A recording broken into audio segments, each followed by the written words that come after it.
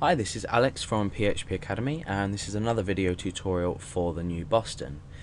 Now, we're going to be looking at PHP cookies. Now, you've probably heard of cookies before, maybe if you've looked at your browser settings. I mean, I'm sure everyone knows what cookies are, but how do we actually use them, and how useful are they in everyday programming, sort of on websites? Now, let me just explain quickly what a cookie is. A cookie is a piece of data, if you like, or a file that's stored with specific information, and it's unique to you and the website that you are viewing. So if you view on your browser a website that's set a specific cookie, when you access that website, depending on the expiration time of the cookie, that piece of data will be relayed. So it will be relayed from your computer to the website. So this way, websites can store data about users or about your specific preferences on that website, and it can be stored on your computer for later access. So how do we go about setting a cookie, and why are they useful? Now, some of the reasons that they can be useful for is just literally storing data that needs to be used at a later date, but for a long expiration time. You might have already looked at PHP sessions, but cookies are going to allow you to set a much longer expiration date. So sessions are closed as soon as your browser is closed and the connection is shut with the server. However, with cookies, we could store a cookie for years, perhaps. So to set a cookie, we use the set cookie function, and this takes a few arguments. I'm not going to go through every argument, but I'm going to go through three main arguments. And the three main arguments we're going to look at are, first of all, the name of the cookie that you're setting, then the value, and then the expiration date, so the time in which the cookie is going to be valid for. Now, remember when we looked at sessions, if you have looked at sessions, you did something similar to this. We had the name of the session here, and then the value here. Or rather, this is going to be called the key and the value. Now, with set cookies, we just use this one function to set the cookie. The name of it's here, so I could say username. Here's going to be the value, so I'm going to say Alex. Now, the expiration time is a bit different. You need to think about this logically, and it's by default in seconds. So if, for example, I was to set a session cookie with the value of 60 here as an argument, that's going to make this cookie last for 60 seconds, and after that it's no longer going to be valid.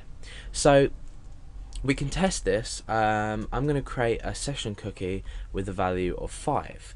Now, what happens when I want to, we've set this in this page, so if we come and refresh, that should be okay.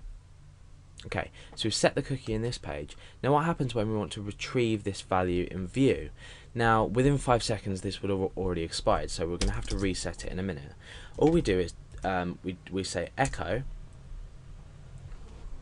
and then what we do is we use $_cookie, so much like session, and then the name of the cookie, so this is username in this case, so username, and that's basically it. We haven't had to declare anything anywhere or set, well, we have, but we haven't had to set anything anywhere, the same that we did with sessions, with session, spell it right, with session start. So these are a lot more freely used on your page. We also don't need to kill well, we do need to kill a cookie at some point, but this is done in a slightly different way to sessions. So we're echoing cookie username. Now, at the moment, we shouldn't receive a value because the cookie does not exist, because the expiration time is 5 seconds. So if I go back to set again, here, so in this page we can reset, or refresh rather, and then what we can do is, before the 5 seconds are over, we can quickly come back to view. Oh no, maybe let's just change that to 10. Set.php, so that's hopefully set the cookie, and now into view.php. Okay, and it's not working, so let's think why that could be.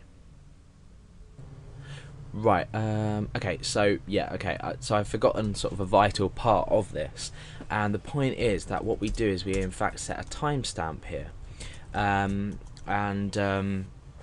timestamps in PHP are basically they're an amount of seconds from a specific date. I can't remember what the date is. I think it's somewhere in 1990. but there is another video on that, so you can go and reference to that if you want. So what we would do is to access a timestamp, originally we would use time equals timestamp, whereas time now is just a variable that I've set. Oh no, sorry, we would do time. So we'd use the time function to grab a timestamp. Let's just have a look at that, so so you can see what we're looking at. That's in set. So echo that out. Okay, so we have our timestamp here, which is a long number.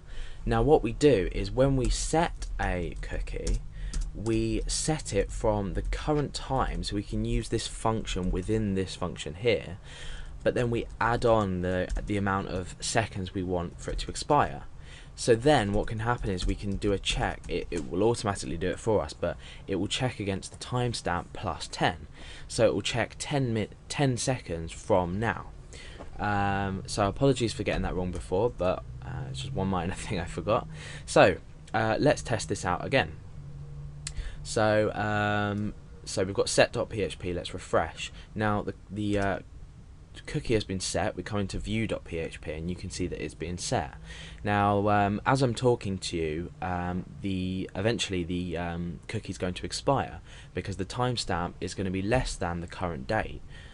So if I refresh again, I think that should go. Yeah, so now our cookie has expired. So you can understand now the use of this for login systems where you say, you know, you might log your user in default by an hour, but you might have a check box to say keep me logged in for, you know, keep me logged in or something, and then that would keep the user logged in for maybe a month, 2 months. You could set it up to sort of a period of a year if you wanted to say constantly keep them logged in.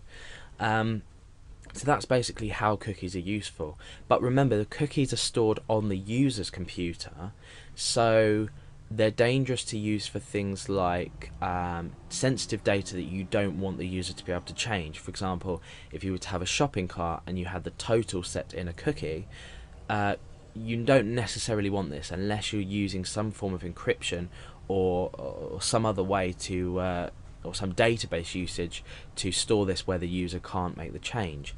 So this is how we do it, and that's basically sessions or cookies in PHP.